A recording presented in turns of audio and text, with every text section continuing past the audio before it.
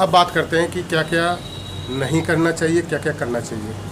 Main चीज़ है कि सबसे पहले तो आपके जितने भी डॉक्यूमेंट हैं उसमें आपकी जो स्पेलिंग है, जो भी आप डॉक्यूमेंट दे रहे हैं वो मैच होनी चाहिए A to Z। जितने भी डॉक्यूमेंट आप लगाना चाह रहे हैं, ऐसा नहीं क्लास 10th की और 12th की मार्कशीट में स्पेलिंग का थोड़ा सा फिर है या आधार कार्ड में स्पेलिंग का लफड़ा है, तो ये चीज़ आप थोड़ा ध्यान रखिए। वहाँ पे जाइए, आपकी स्पेलिंग वगैरह एकदम करेक्ट हो। केस बेस तो आजकल मतलब जो होगा वो तो करेगा ही नहीं, अप्लाई करेगा ही नहीं, और नहीं है तो कोई प्रॉब्लम ही नहीं है। उसके बाद अपॉइंटमेंट लेटर वाले दिन बताता हूँ आपको। जब अपॉइंटमेंट आपका होगा पासपोर्ट सेवा केंद्र में, तो सबसे पहले चार काउंटर होते हैं A B C D। ए वाले में आपकी फ़ोटो खिंचती है, लेटेस्ट फ़ोटो जो भी आप गए हैं, जैसी हालत में गए हैं वहाँ पे आपकी फ़ोटो खिंचती है, आपके डॉक्यूमेंट्स लिए जाते हैं और वो स्कैन कर ले जाते हैं। इस पासपोर्ट में जो नंबर दिया हुआ है, जो मेरा नंबर है, इसके साथ सारे डॉक्यूमेंट अटैच होंगे। जब भी आप कंप्यूटर पे जो भी ऑफिशियल जिसको भी खा कर देखने का, वो जब देखेगा तो सारे डॉक्यूमेंट में 10th 12th आधार कार्ड ये सब एक एक चीज़, फिंगरप्रिंट्स वगैरह ये सब आप पे वो ले लेते हैं। फिर B काउंटर पे जाते हैं तो वहाँ पे एड्रेस वगैरह पूछते हैं, आप कहाँ जा रहे हैं, क्यों बनवाना चाहते हैं वगैरह, छोटी मोटी ऐसी बातचीत करते करते वो पूछ लेते हैं। फिर तीसरे पे आता है कि जो 2 लोगों ने पास किया है उसमें वो फिर देखते हैं एक बार स्पेलिंग वगैरह कोई मिस्टेक तो नहीं है, ये है, और सेम D पर ही है क्लोजिंग पॉइंट पे। और उसके बाद आपको एग्जिट कर देते हैं। पास होगा तो तुरंत ही आपको बोल देते हैं, और कोई भी टेक्निकल प्रॉब्लम होगी तो वो आपको जो फ्रंट में जो लेडी बैठी होती है घुसते ही, वो आपको डॉक्यूमेंट चेक करते ही, ये लेडी या जेंट्स जो भी होगा वो आपको मना कर देगा, सर आपका अपॉइंटमेंट में ये प्रॉब्लम है, इसलिए आपका ये आप सही करा के लाइए, तभी आपको A B C D chamber में अंदर एंट्री दी जाएगी। तो होप आपको ये जानकारी पसंद आई होगी, और बेस्ट ऑफ लक जिनका प्रोसेसिंग में है पासपोर्ट, और जिनका नहीं है वो बनवाएं, क्योंकि कब कहाँ किस वक्त किसको ज़रूरत पड़ जाए पासपोर्ट की कुछ कह नहीं सकता। तो पहले से एडवांस रहिए, कहीं जाइए या नहीं जाइए, लेकिन पासपोर्ट होना ज़रूरी है।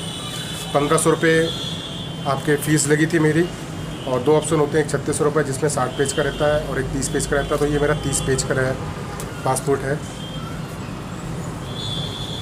और इसके अलावा आपको 50 रुपीज़ या 150 रुपीज़ SMS के वो बोलते हैं, मैंने SMS नहीं करवाया, प्लस 350 रुपीज़ आपके इसके कवर के लिए बोलते हैं कि कवर ले लो, उसके अलावा कवर नहीं मिलेगा, सॉरी लीगल कवर होगा, तो वो भी मैंने मना कर दी कि नहीं मुझे बस यही चाहिए।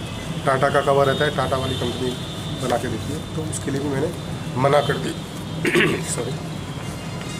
अब आते हैं मोटी मोटी चीज़ पे कि कौन कौन से एनेक्सेसर लगते हैं, कौन कौन से नहीं लगते हैं। तो मैं आपको बताता हूँ, उनकी वेबसाइट पे आप जाइए, पासपोर्ट गवर्नमेंट ऑफ इंडिया वाली पे, तो वहाँ पे क्वारा करके एक चीज़ होगी सेक्शन, जिसमें आपके सवाल और जवाब के आंसर दे रखे हैं कि माइनर है तो पासपोर्ट कैसे बनेगा, डाइवोर्सी है तो कैसे पासपोर्ट बनेगा, अगर ये मैसेज लिख के आया है कि आपका जो डॉक्यूमेंट है वो अंडर रिव्यू है या पुलिस वेरिफिकेशन अंडर रिव्यू है तो इसका क्या मतलब है। ये सारी चीज़ें वहाँ पे दे रखी हैं। पैनिक होने की ज़रूरत नहीं है, ये आपकी नहीं उनकी जिम्मेदारी है। एक बार अपॉइंटमेंट आपका पास हो जाते हैं तो जहाँ पे भी प्रॉब्लम होगी वो टाइम लिमिट दे रखा है कि 15 दिन 20 दिन 30 दिन उसके अंदर कार्रवाई करेंगे। अच्छा होगा, पॉजिटिव में होगा तो ठीक है, और नहीं होगा तो आपको मैसेज या ईमेल के थ्रू वो बताते चलाएंगे कि ये प्रॉब्लम आ रही है, इसको आप सही करवाइए, ये प्रॉब्लम आ रही है, इसको सही करवाइए।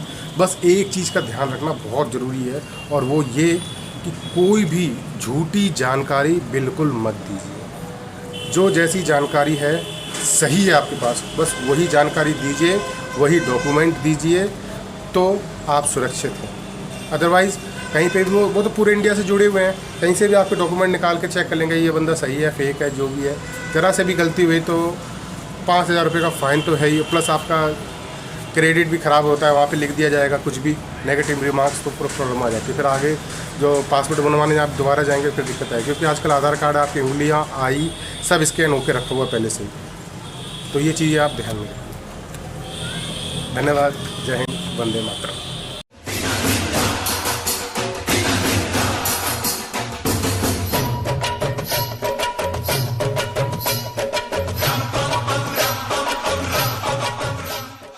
दोस्तों अगला वीडियो मैं आपके सारे सवालों के जवाब देने वाला हूँ। सारे क्वेश्चंस जो भी पासपोर्ट से रिलेटेड हैं उन सब को मैं कलेक्ट करके उनके आंसर देना चाह रहा हूँ, क्योंकि मैंने कम से कम 4 या 5 बार पासपोर्ट सेवा केंद्र जाके बहुत कुछ एक्सपीरियंस हो गया मुझे, ताकि और मैं चाहता हूँ वो सब आपको बताऊँ ताकि आप लोगों को वो प्रॉब्लम ना आए जो मुझे आई। तो नेक्स्ट वीडियो में आपको पासपोर्ट से रिलेटेड हर एक चीज़ देखने को मिलेगी, उसका सॉल्यूशन मैं बताऊंगा और प्लस जो भी क्वेश्चन है उसके आंसर दे दूँगा। तो वेट फॉर नेक्स्ट वीडियो।